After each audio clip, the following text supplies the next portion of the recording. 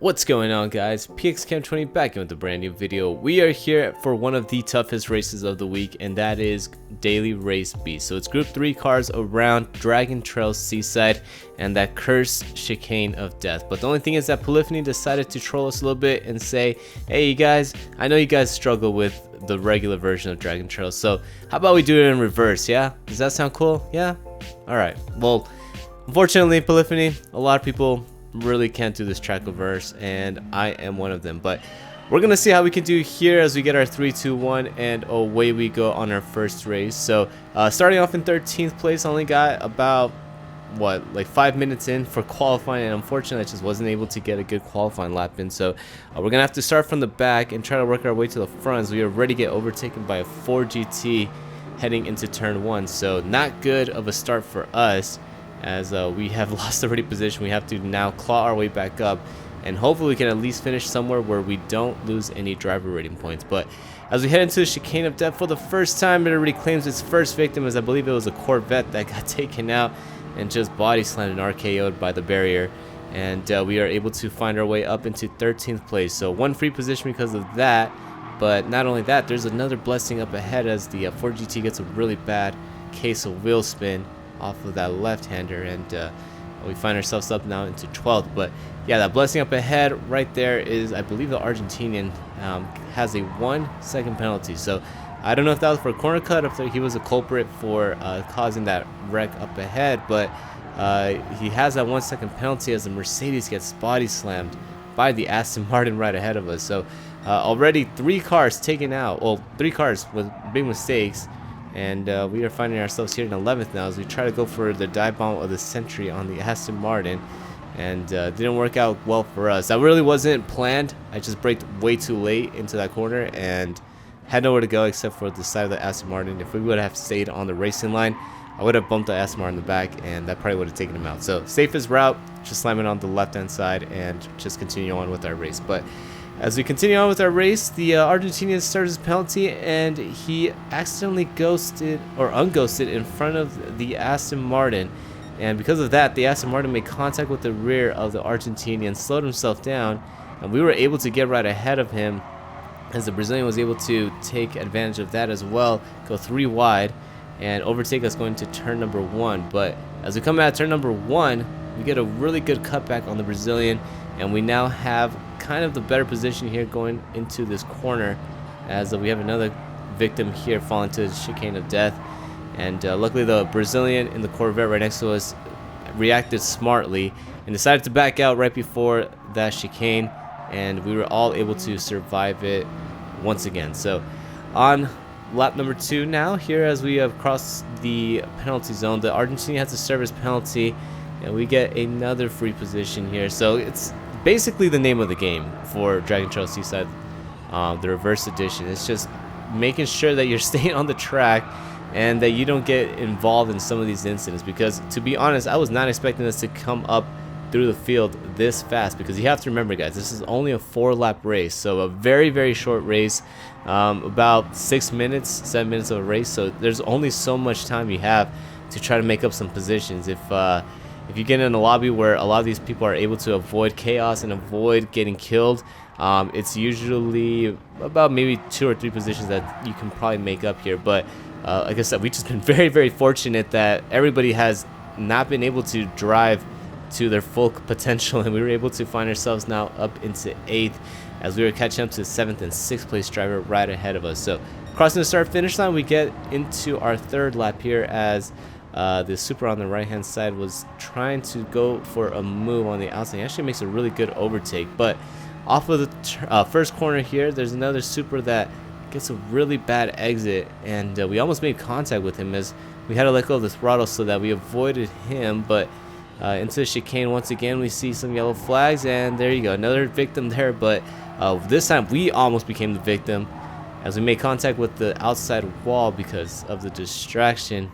I didn't know where that car was going to go once he had gotten killed. And so once he got back onto the track, I didn't know if he was going to ghost himself, but we got lucky there and only got some side into the wall. So up into 7th now, as we are just focusing on catching back to the Argentinian and seeing if we can catch up to that American up ahead.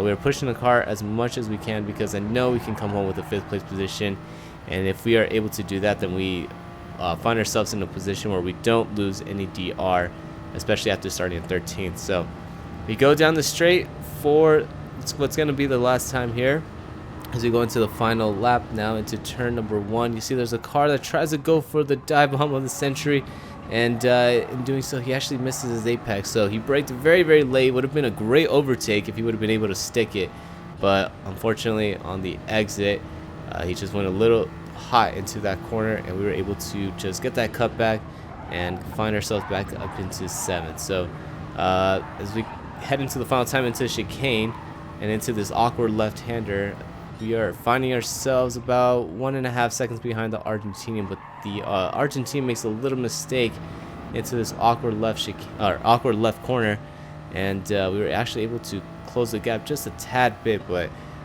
we're gonna have to really put in a perfect lap here if we want to do anything and overtake him or anybody else ahead, because you can see that we're actually catching up to 4th, or at least 6th and 5th are catching up to 4th. So my hope here is that they can catch up to him before the final chicane, and maybe they can find themselves fighting each other, and with doing that slow each other down, and maybe we can get a cheeky little 6th place here, or even a 5th place here, because something bad happens. But as we're heading to the final chicane, you can see 6th and 5th are fighting really, really hard with each other. The Argentinian tried to go to the inside of the American, but it just couldn't make it stick.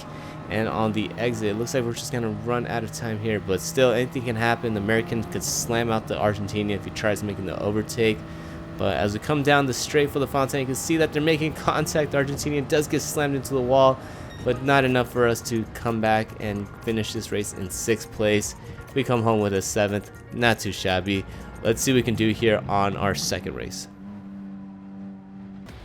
So we decided to go back to the drawing board and actually get a decent qualifying time. So we were able to promote ourselves into 2nd place for this race with a 137.5. But we do have a celebrity guest in here, as we have Adventure Racing right behind us, as my English just disappears from my mouth. But yeah, starting off in 2nd place, we are right behind the Peruvian of Orma, and we have Adventure Racing right behind us in 3rd. So it's going to be a really fun race here. Again, it's only 4 laps around this racetrack, and luckily again we are starting in 2nd place, so because of that we don't have to worry about any traffic, we don't have to worry about any cars dying ahead of us, and hopefully we can come home with if not 2nd place, maybe a win here. So it's gonna be the best position for us as we head into the awkward left-hander. We just brake as early as we can so we avoid missing the apex, but on the exit I just go a tad bit too wide, go over that curbing, and because of that little lip on the right hand side, it just upset our car. We're able to save it luckily, but you can see how much time Adventure Racing was able to catch up to us, and it's now a 2-car battle for 2nd place as Orma is starting to pull away here. But anything could still happen here. Orma could get killed by the chicane, or maybe just make a simple mistake, and we could probably catch up to him. But Adventure Racing is getting pretty racy here as he's trying to look for any way to get around us, which I don't doubt why he's doing that, because if he's faster than us, he wants to get around and he wants to try to catch up to Orma, because you only have, you know, limited amount of time to do anything on this race. So as we come out of this final chicane, we actually do not get the best of exits, and Adventure Racing already is coming with a full head of steam to get the assistance of the slipstream, and he is now moving to the right hand side of us and looking to complete the overtake. So we stay on the left hand side, give him plenty of room as we head into turn number 1, or I guess you would call this turn number 2. I guess you would call that right-hander turn number 1, but we're gonna call it turn number 1 anyways. But off of that corner, Adventure Racing was able to make a brilliant overtake on the outside, so I applaud him for that. But we're gonna head right here into the chicane and just take it nice and easy. Don't want to make contact with his rear. As we head into the right corner, you can see that Adventure Racing gets taken out, RKO'd by the barrier, and that is very unfortunate for him because he was in a great position to catch up to Orma until that happened. But the funny thing is that he was the only one that got taken out. You can see 2 or more cars got taken out, and then after that a 3rd one just pops his head in there too. So 4 cars got taken out that lap by the chicane of death. So they don't call it that corner for a reason. There's a reason why they call it that. And that was a perfect example of why that is one of the most challenging corners on this game, as it took out 4 cars out of contention in just one single lap. So very interesting turn of events, as we were actually able to catch up a little bit to Orma on this final lap. But I want to see if we can do anything here, as he gets a little bit wide off of that left-hander, gets onto the lip of the rumble strip, and kind of does what we did on the first lap, where he just got a little bit of wheel spin and a little bit out of shape off of the corner. But just wasn't enough for us to catch up to him, as I was just hoping that he can maybe get a little bit loose on that curbing right there and lose some momentum, but just wasn't able to close the gap. Maybe another couple of laps we would have been able to close it enough to go for that first place, but with only 4 laps, we were only able to bring it down to 0.8 of a second, and we finished this race at least in 2nd place. So I wish we could have gone for the win, but I'll take a 2nd place, especially because we were able to see Adventure Racing get killed by the chicane. So very unfortunate for him, but it was fun racing against him, especially because he races us very, very cleanly and very hard.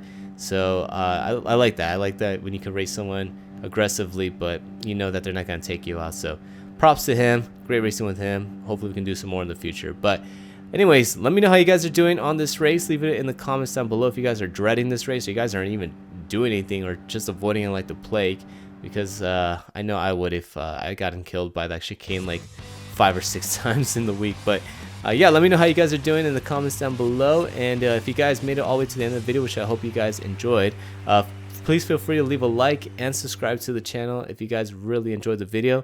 And if you guys want to follow me on the Twitters, Instagram, or even on Discord, feel free to find all those links in the description down below. And again, since you guys made it all the way to the end, I hope you guys really enjoyed it. And if you guys did, I'll see you guys on the next one. Peace out.